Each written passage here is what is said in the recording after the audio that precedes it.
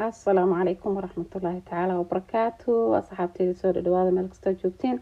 maanta waxaan wadaa casho yar oo romantic kaaliska araga oo family time lagu qaadan karo, family dhan u fiican insha Allah. clan kale iyo waxa waaye meeshan ku istaa hilibka waxa waaye beef waaye, cadiintas dhan aan kasoo bixinayo soo jarjaraya. waxaan kala meesha ku haystaa baradho iyo broccoli insha Allah soo jarjaraya. hilibka hadda waan soo jarjaray, baradhada waan soo jarjaraya size siman, size kala bislaanka kala dheeraan hal size u jaro insha Allah. casho fiican ka heli doontiin, qaday noqon kartaa, casho noqon kartaa, just family-ga wuxuu ku qaadanaya waxay u noqonay bedel maalin walbana inta isku nooc la cuno ma fiicna. idinkan insha Allah ka faa'iideysta. halka waxay jiro rosemary, hilibkii iyo broccoli iyo jibsiga. haddaan subsanaynaa saliidu isa kululaatay, waxaan ku shubanayaa jibsiga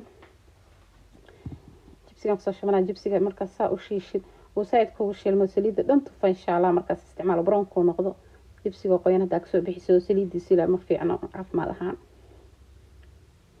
waxaan rajaynayaa inaad ka heli doontiin insha Allah. casho macaan waaye, aada uga soo heli doontiin, soo tijaabiya insha Allah. jibsiga hadda diyaar waa noo waaye, waa kasoo bixiyey. waxaan kasoo gedinsanayaa saliida weelka, waxaan kusoo reebanayaa wax yar, hal qaada camal hilibka kusoo shubanaya. hilibkan waxa waaye biyo dhan kuma daraayo, saasuu clan kale waaye. waxaan kusoo daraa kabsar iyo tuun. waxaan kale kusoo daranayaa cusbo yar, filfil intaas la ku daraya, iyo rosemary. wax kale aan ku daraayo malaha. rosemary-ga caraf guriga dhan xitaa wuu bedelmaya, carafta kala arag. cashadeena markii saa usoo shiilmato hilibkii dhacaanka dhan usoo tufo oo qaleysmaa, waxaan kusoo daranayaa broccoli. aan kusoo daraya broccoli-ga ma karinayo, hal mar le saa u gedinaya insha Allah. broccoli-ga aan kusoo daraya. hadda waxaan kaloo kusoo dari doonaa kaaratada.